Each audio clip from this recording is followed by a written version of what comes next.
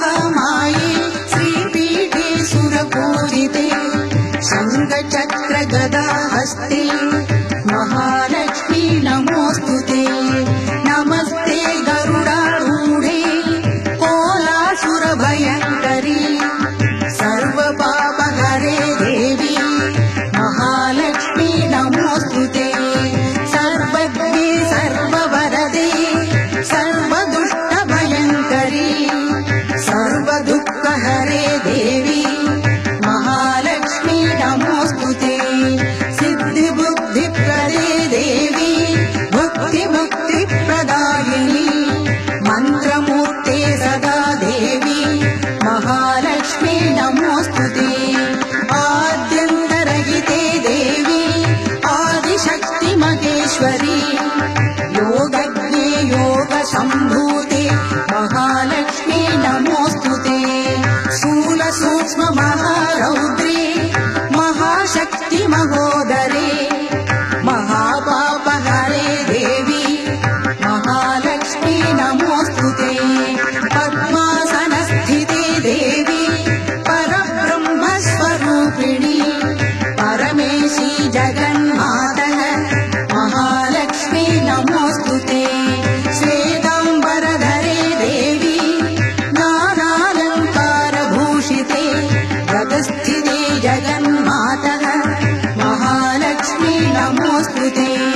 महालक्ष्मी अष्टकं स्तोत्रं यः पठेत् भक्तिमान् नरः सर्वसिद्धिमवाप्नोति राज्यं प्राप्नोति सर्वदा।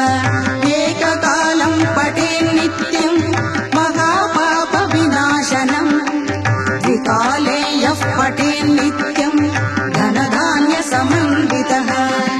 त्रिकालं यः पठेत् नित्यं महाशत्रुविनाशनं महालक्ष्मी भवेत् नित्यं प्रसन्ना वरदा शुभा।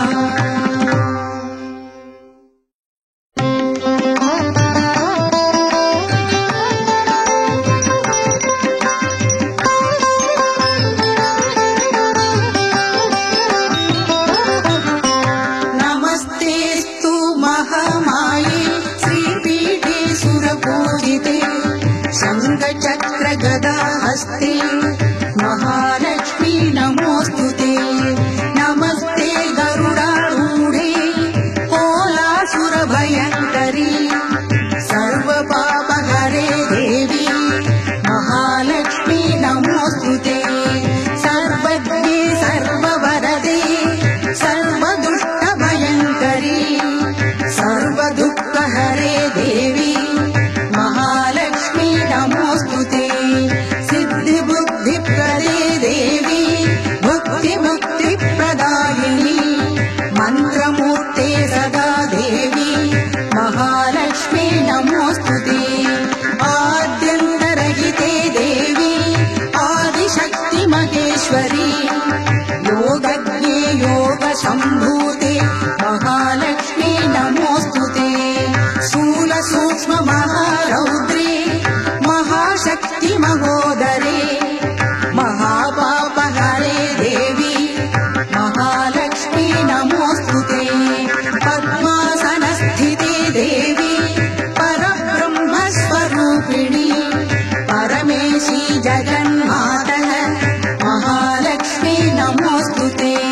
श्वेताम्बरधरे देवी नानालङ्कारभूषिते जगस्थिते जगन्मातः महालक्ष्मी नमोऽस्तुते। महालक्ष्मी अष्टकं स्तोत्रं यः पठेत् भक्तिमान् नरः सर्वसिद्धिमवाप्नोति राज्यं प्राप्नोति सर्वदा। एककालं पठेत् नित्यं महापापविनाशनं द्विकाले यः पठेत् नित्यं धनधान्यसमन्वितः। त्रिकालं यः पठेत् नित्यं महाशत्रुविनाशनं महालक्ष्मी भवेत् नित्यं प्रसन्ना वरदा शुभा।